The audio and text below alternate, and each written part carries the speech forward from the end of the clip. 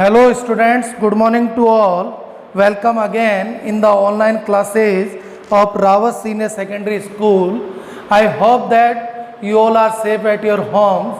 Yesterday we were discussing the poem number 2 on time, composed by one of the greatest poet John Milton, and it is a religious poem.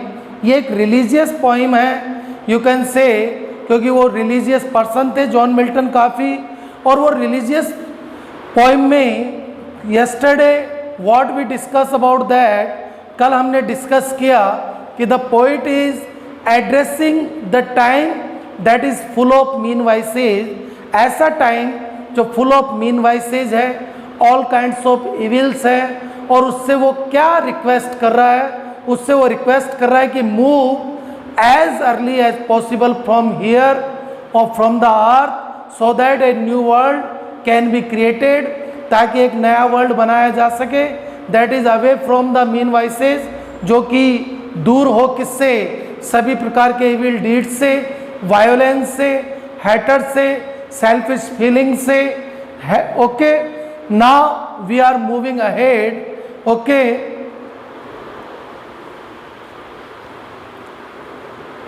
I am revising some lines.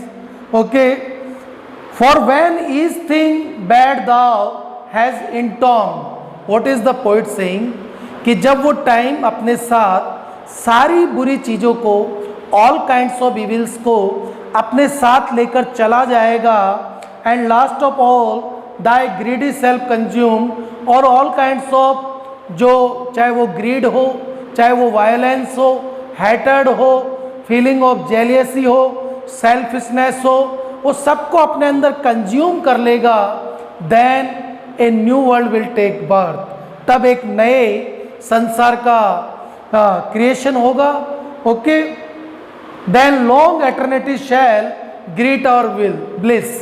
Okay, eternity specially means अमर होना. Specially poet कह रहा है कि जैसे एक person अपनी life को जीता है ऑल काइंड्स ऑफ इविल्स में, या हो सकता है अच्छे डीड्स में, नोबल डीड्स में इन्वॉल्व होता है, और फिर जब आफ्टर डेथ जब वो हेवन की ओर जाता है तो वो अपने साथ अपने एक्शंस को लेकर जाता है. अगर उसके एक्शंस अच्छे हैं तो उसके साथ अच्छा परिणाम होगा, अगर उसके एक्शंस इविल्स हैं तो डेफिनेटली उसके साथ वैसा ही होगा, और उसका जो सोल है या तो वो प्योर सोल होगा या फिर वो इम्प्योर सोल होगा. क्लियर?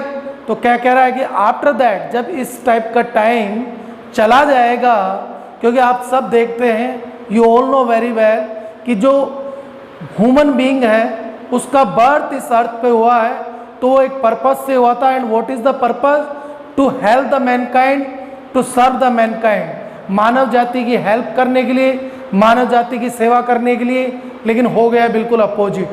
क्या हुआ? Human being has involve himself in all kinds of mean vices, all kinds of evil deeds, अपने आप को बुरी आदतों में उसने इन्वॉल्व कर लिया, और जब उसका जाने का टाइम होता है तो वो उन इविल्स को अपने साथ लेकर जाता है, और उसका वो जो सोल है वो एक इम्प्योर सोल की तरह रहता है. तो पोइट यही कह रहा है कि ऐसे लोगों के लिए कोई अर्थ पर ज़रूरत नहीं है, ऐसे टाइम की हमें ज़रूरत नहीं है. तो प्लीज़ तुम यहाँ से क्या हो जाओ, मूव हो जाओ as early as possible with an individual case. What is the poet से कि जब वो इविल डीड से भरा हुआ टाइम चला जाएगा तो a new time will come that will B wonderful, that will be amazing. Okay, बहुत ही शानदार होगा. इंडिविजुअल किस मीन्स होता है आपके इंडिविजुअल डीड्स. आपके जो इंडिविजुअल डीड्स हैं वो आपको डिसाइड करते हैं कि you will go to the heaven और गो टू द हेल. आप हेवन में जाएंगे या नर्क में जाएंगे. It is decided on the account of your deeds. अगर आपके डीड्स प्योर हैं, अच्छे हैं, नोबल हैं, तो आप डेफिनेटली हेवन की ओर जाएंगे, हेवनली गाइडेड सोल बनेंगे. और आपके डीड्स इविल हैं तो definitely you will move forward to the hello.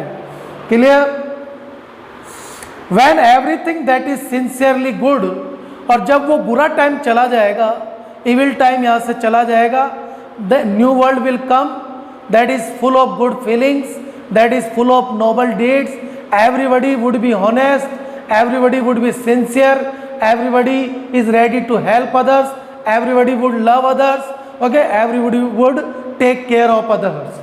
And peacefully divine, definitely जो वायलेंस है, अगर वायलेंस खत्म हो जाएगा तो चारों ओर पीस आ जाएगा, और पीस आ जाएगा तो ऐसा लगेगा we will feel the paradise on the earth, the heaven on the earth. हम ऐसा फील करेंगे कि हेवन इस अर्थ के ऊपर आ गया है.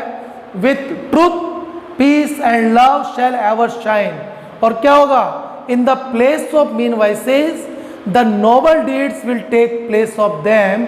उनको रिप्लेस करेंगे और वो बुराइयां सब चली जाएगी, और जितने भी नोबल डीड्स हैं वो उनको रिप्लेस कर देंगे, चाहे वो ट्रुथ हो, चाहे वो पीस हो, चाहे वो लव हो. Okay, that will increase day by day. About the supreme throne, supreme throne, who is supreme throne? The poet is indicating to the almighty God. जो सर्वशक्तिमान है, जो गॉड है, उसकी ओर उन्होंने इंडिकेशन किया है कि आपका जो सोल है, जैसे हम बोलते भी हैं कि हर किसी के अंदर भगवान होता है, लेकिन साथ ही साथ शैतान भी होता है, बस ये पता रहता है कि डोमिनेट उसके अंदर कौन सा कर रहा है. Clear? Of him to whose happy making sight alone, that will be a wonderful sight, that will be a wonderful world, जहाँ कोई विल नहीं है, जहाँ कोई मीन वाइसेस नहीं है. When once our heavenly guided soul shall climb, हमें ऐसा लगेगा जैसे कि हम हेवन की ओर मूव कर रहे हैं, हेवन की ओर चढ़ रहे हैं, और हमारा जो सोल है that has been guided by the God. और वो किसके द्वारा गाइड है? गॉड के द्वारा. It means we are involve in all kinds of noble deeds. Then all the earth grossness quit. और ये अर्थ की जितनी भी भौतिक चीज़ें हैं, जो सारी मॉर्टल है, सबको जिनको ख़त्म होना है, उनसे हमारा जो अफेक्शन है, जो अटैचमेंट है, वो गेट अवे हो जाएगा, वैनिस्ड हो जाएगा. Okay, attired with star we shall for ever set, triumphing over death and chance and thee on time. And in the last lines what is the poet saying कि after that when I will get the knowledge, when I am completely enlightened, कि जब मुझे ईश्वरीय ज्ञान प्राप्त हो जाएगा, when I will be full of noble deeds, जब मैं सभी अच्छाइयों से भरा होगा, तो फिर बुराइयां मेरा कुछ भी नहीं बिगाड़ सकती है. Nothing will happen to me and I will get victory. और मैं सब चीज़ों पर विक्ट्री गेट कर लूँगा, चाहे वो डेथ हो, चाहे वो चांस हो. और उसने कहा कि टाइम, जो तुम कंटिन्यूसली चलते रहते हो, रुकते हो, तुम पर भी मैं विजय प्राप्त कर लूँगा, विक्ट्री प्राप्त कर लूँगा.